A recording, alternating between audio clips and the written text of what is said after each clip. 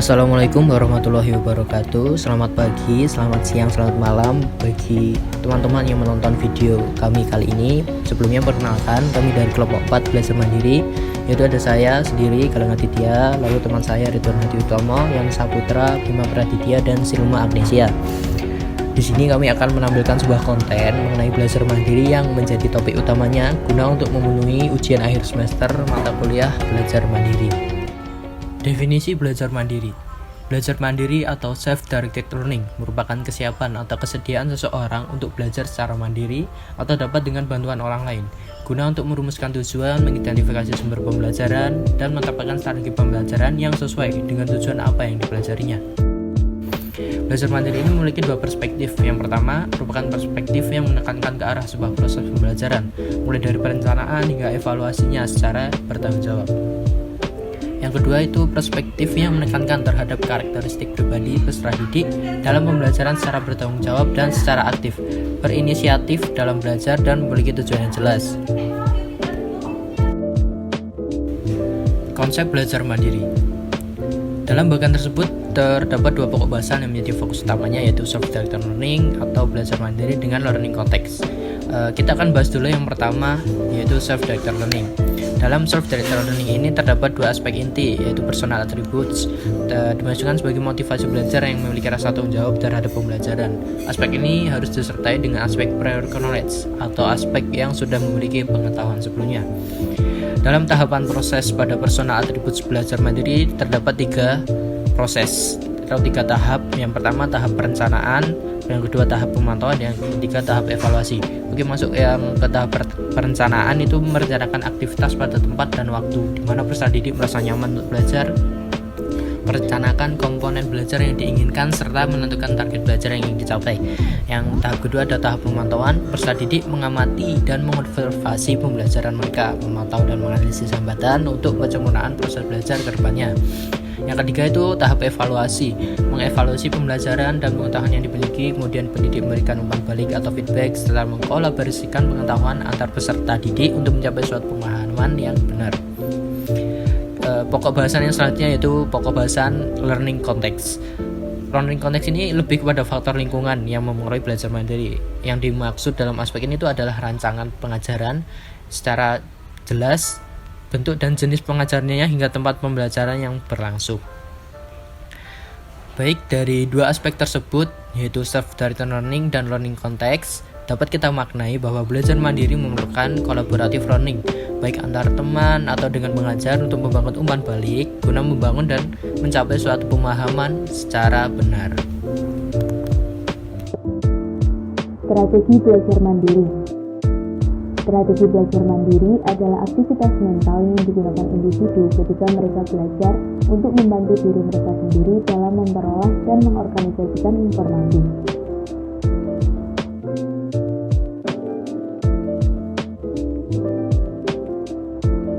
Dalam menerapkan strategi belajar mandiri, kita harus memperhatikan tiga aspek yang meliputi: pertama, metakognitif. Strategi untuk mengontrol atau meregulasi kognisi meliputi strategi pengulangan, elaborasi,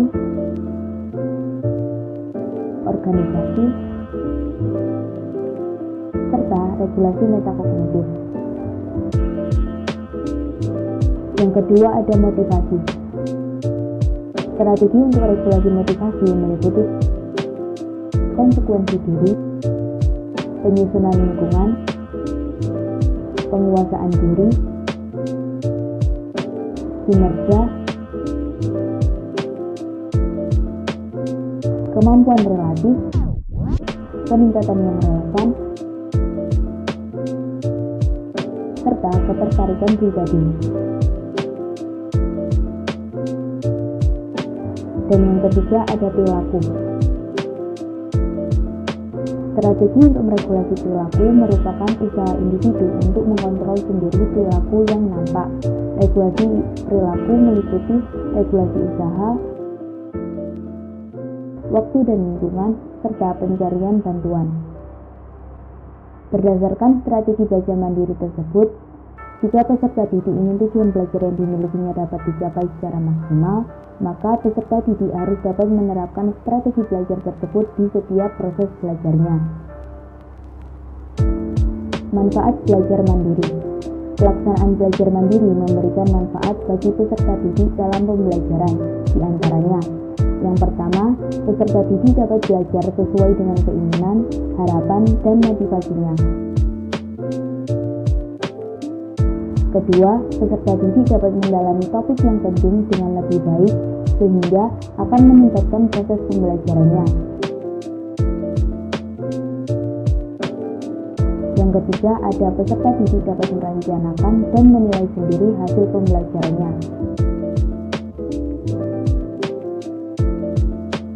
Keempat, peserta didik akan lebih aktif dalam belajar sehingga menghasilkan pembelajaran yang lebih mendalam.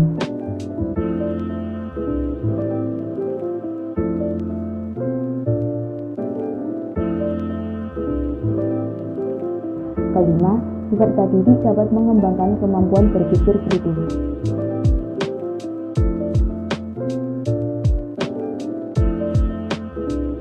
Keenam, meningkatkan rasa tanggung jawab peserta didik atas proses pembelajaran serta dapat mengevaluasi pencapaian pembelajarannya.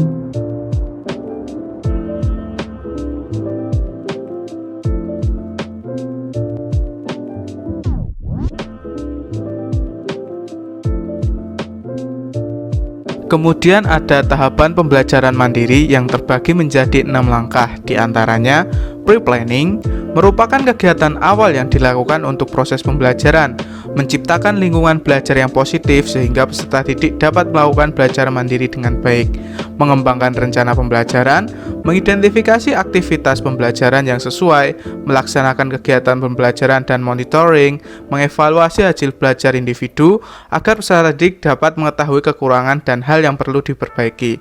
Kemudian terdapat faktor yang mempengaruhi proses pencapaian belajar mandiri. Pelaksanaan belajar mandiri dipengaruhi oleh beberapa faktor, diantaranya adalah faktor karakteristik peserta didik, meliputi pengalaman dalam melakukan belajar mandiri, sehingga terbentuknya peer knowledge, faktor psikologis, kesadaran akan pentingnya lingkungan belajar, serta mengetahui gaya belajar yang tepat untuk dirinya sendiri.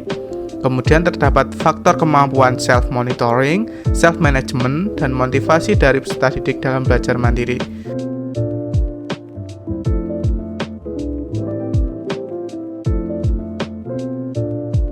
Kemudian terdapat faktor keterampilan yang perlu dimiliki oleh peserta didik, di antaranya keterampilan mencari sumber informasi yang tepat, kemudian dapat menggabungkan antara informasi yang baru, serta informasi tersebut dapat digunakan untuk menyelesaikan permasalahan. Kemudian terdapat faktor yang mendukung belajar mandiri, misalnya dukungan orang tua, antar teman, dan senior dari peserta didik.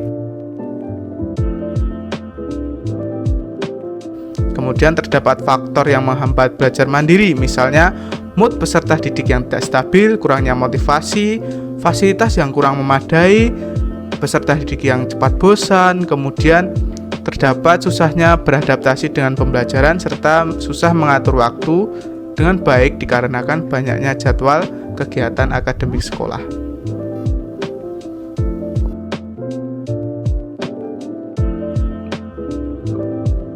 Penerapan belajar mandiri dapat dilakukan dengan 1. Evaluasi dan refleksi. Siswa dilatih dan membimbing untuk melakukan evaluasi dan refleksi atas proses pembelajaran yang dilakukan. Analisis hasil dan kebermanfaatan metode yang dipakai dapat dijadikan sebagai proses penilaian kemajuan yang didapat selama proses belajar. Yang kedua, berbagi. Berbagi membawa dampak atas evaluasi dan perbaikan dari yang dilakukan. Berbagi selain memberi, namun langsung ataupun tidak langsung telah menerima juga. Dengan demikian, perbaikan dan pengembangan pelaksanaan belajar pada waktu yang akan datang dapat lebih baik. Berbagi dapat dilakukan dalam proses belajar kelompok secara fisik dan dunia maya. Ketiga, bertanya. Seseorang yang mampu bertanya dalam proses belajar, maka menunjukkan kemampuan diri dalam menganalisis kondisi diri pribadi, apakah belum tahu atau sudah tahu. Sifat pertanyaan selain untuk mencari tahu sesuatu yang belum diketahui, juga berfungsi dalam mendorong siswa untuk semakin termotivasi dalam menguasai materi ajar. 4. Memberi apresiasi atau penghargaan atas pendapat siswa. Pemberian apresiasi kepada siswa yang memberikan pendapatnya dapat meningkatkan rasa percaya diri. Siswa akan meningkat rasa percaya diri ketika mereka tahu bahwa pendapat mereka ditanggapi dengan serius. Kelima, membangun kepercayaan diri siswa. Kepercayaan diri menjadi syarat mutlak dalam belajar mandiri.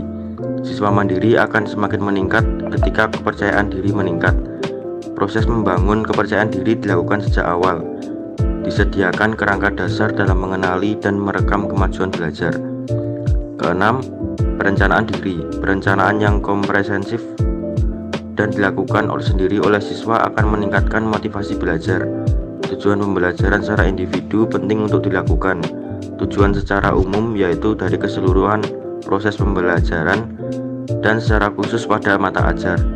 Kompetisi dasar dan standar kompetisi tertentu dan dikaitkan dengan kehidupan sehari-hari, sekarang dan masa yang akan datang. Untuk peserta didik diharapkan lebih giat lagi dalam setiap pelaksanaan proses pembelajaran agar tujuan yang ingin dicapai dapat tercapai dengan baik.